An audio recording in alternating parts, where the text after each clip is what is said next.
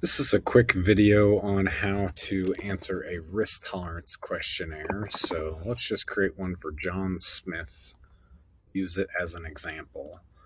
So I've been sending these links out to a lot of clients, or you can find one of these in my email signature. But in short, if we opened up a pop quiz for Riskalyze, this is going to be a link that I created for John Smith.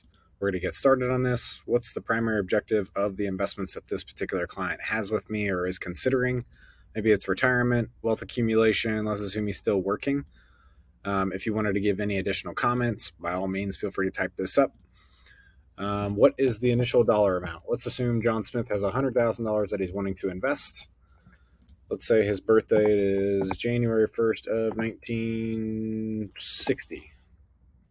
That makes him 63 today. Let's say he has a retirement age of 67 goal.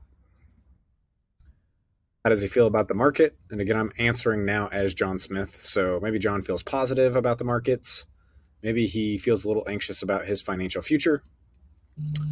This page, we're going to be using this sliding mouse to kind of give us a range of expected returns. So one way I like to define this or to go through this page is think about in the next 6 months, what is the biggest loss that you could accept on that $100,000? So let's say he's like, I could accept a 10% loss.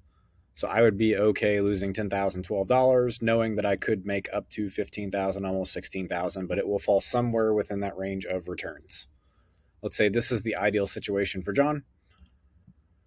What would he do if the market dropped to 8,900 quickly? Let's say John's like, you know what, I would stay invested.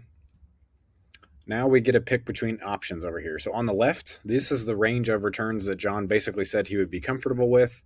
So he could invest this $100,000 and make these potential outcomes, or he could pick a guaranteed 2.3%, whichever makes the most sense for him. Let's say John's like, I like this outcome more. I would rather my money be able to go up to 115 or down to 90. I don't want it just to be 102,000, kind of like a CD, for example. So let's say he chose this option. Now this option stayed the same. This option went up because we're trying to figure out at what fixed rate would the client consider moving over to a fixed product versus staying in the equities or in the markets. So let's say John's like, yeah, 4.6 isn't quite enough for me either. I would still stay on this side. Now that he can get a guaranteed 5.8%, and mind you, this is in 6 months, so annualized, it's 11.6. Maybe he's like, that is the point at which I would go ahead and move everything over to a fixed account. Next question. This dropped to 5.2. Outcome still stayed the same. He's like, yeah, I know anything over 5% I would be okay with. So he's going to click next. Now he can get a 5.3, or he can have a wider range of returns. He could either make 17,000 or lose 10,955. Maybe he's like, you know what, I'd still take the 5.3% guaranteed return.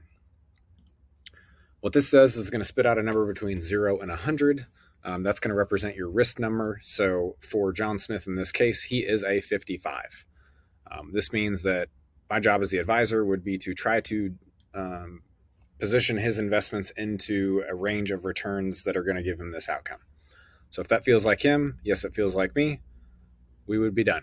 That is what I'm really looking for inside of these risk tolerance questionnaires that I'm sending out to everybody, just to give me another viewpoint, another gauge on how you're feeling about the markets. So I hope this is useful. Thank you.